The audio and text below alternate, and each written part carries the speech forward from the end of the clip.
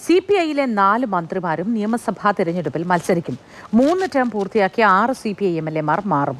തിരഞ്ഞെടുപ്പിന്റെ പ്രാഥമിക കാര്യങ്ങൾ ചർച്ച ചെയ്യാൻ നാളെ CPI നേതൃയോഗങ്ങൾ ചേരും. AK സ്റ്റെഫിനുണ്ട് വിശദാംശങ്ങൾ പങ്കുവയ്ക്കാനായി. Stephen, good morning. നേതൃയോഗങ്ങൾ ചേർന്ന് എന്തൊക്കെ കാര്യങ്ങൾ തീരുമാനമെടുക്കും? ഇക്കാര്യത്തിൽ ഒരു വ്യക്തത വരുത്തുകയാണോ? മറ്റെന്തൊക്കെയായിരിക്കും തീരുമാനങ്ങൾ? വിശദാംശങ്ങൾ എന്താണ് സ്റ്റെഫിൻ? നാളെയാണ് സംസ്ഥാന സെക്രട്ടേറിയറ്റ് യോഗം. മറ്റന്നാൾ നാളെ എക്സിക്യൂട്ടീവും മറ്റന്നാൾ സെക്രട്ടേറിയറ്റ് യോഗവുമുണ്ട്. അതിലായിരിക്കും ഒരു ചർച്ചകളിലേക്ക് പാർട്ടി ഏതായാലും കടക്കുക. അതിനുശേഷം 15ഓടുകൂടി LDFിൻ്റെ പ്രതിഷേധമുണ്ട്, രാജ്ഭവൻ മാർച്ചെല്ലാം ഉണ്ട്. അതിനുശേഷം മാത്രമായിരിക്കും ഒരു വലിയ ചർച്ചയിലേക്ക് അല്ലെങ്കിൽ ഒരു വലിയ തീരുമാനങ്ങളിലേക്കൊക്കെ പോവുക. ഇപ്പോൾ പ്രാഥമികമായ ആലോചനകൾ ഇങ്ങനെ നടന്നു വരികയാണ്.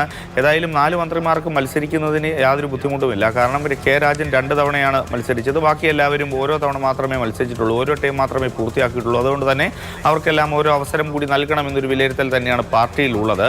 പക്ഷേ പ്രകടനം മോശമായ കുറച്ച് MLAമാരുണ്ട്. അവരെ മാറ്റുന്നതിനെ പറ്റി ആലോചന നടന്നു വരികയാണ്. എന്തായാലും വരും ദിവസങ്ങളിലെല്ലാം അതിൻ്റെ ഒരു തീരുമാനത്തിലേക്ക് പാർട്ടി എത്തും എന്നുള്ളതാണ് മനസ്സിലാക്കാൻ കഴിയുന്നത്. പ്രത്യേകിച്ചും 6 MLAമാരാണ് മാറുന്നത്. അടൂര്, പുനലൂര്, അതോടൊപ്പം ചാത്തന്നൂര്, ചിറയൻകീഴ്, കാഞ്ഞങ്ങാട്, നാദാപുരം തുടങ്ങിയ 6 മണ്ഡലങ്ങളിൽ നിന്നുള്ള ആളുകൾ മാറാനുള്ള സാധ്യതയാണുള്ളത്. കാരണം അവരെല്ലാം തന്നെ 3 ടേം പൂർത്തിയാക്കിയവരാണ്. അവിടേക്കൊക്കെല്ലാം പുതിയ സ്ഥാനാർത്ഥികളെ കൊണ്ടുവരേണ്ടി വരും. അതിനുള്ള ചർച്ചകളും ഏതാണ്ട് ഇപ്പോൾ പുരോഗമിച്ചുകൊണ്ടിരിക്കുകയാണ്.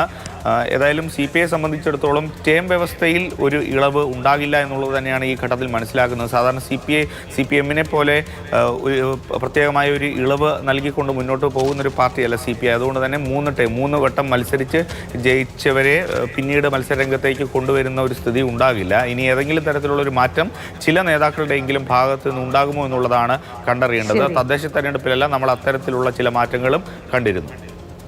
ശരി സ്റ്റെഫൻ, ഏതായാലും നേതൃയോഗങ്ങൾ ചേർന്ന് തീരുമാനങ്ങൾ എടുക്കട്ടെ. അന്തിമ തീരുമാനം എന്താകുമെന്ന് നമുക്കപ്പോൾ മനസ്സിലാക്കാം. ഏപ്രിൽ 2ാം വാരത്തോടെയൊക്കെ തെരഞ്ഞെടുപ്പ് വരും. എല്ലാ ഒരുക്കങ്ങളും പൂർത്തിയാക്കിക്കൊണ്ട് തെരഞ്ഞെടുപ്പ് കമ്മീഷൻ അടക്കം മുന്നോട്ട് പോയിക്കൊണ്ടിരിക്കുന്നു. ഇനി ഈ പാർട്ടികൾ അവരുടെ സ്ഥാനാർത്ഥി നിർണയവുമായി ബന്ധപ്പെട്ടാണ് ഒരു വ്യക്തതയിലേക്ക് വരേണ്ടത്.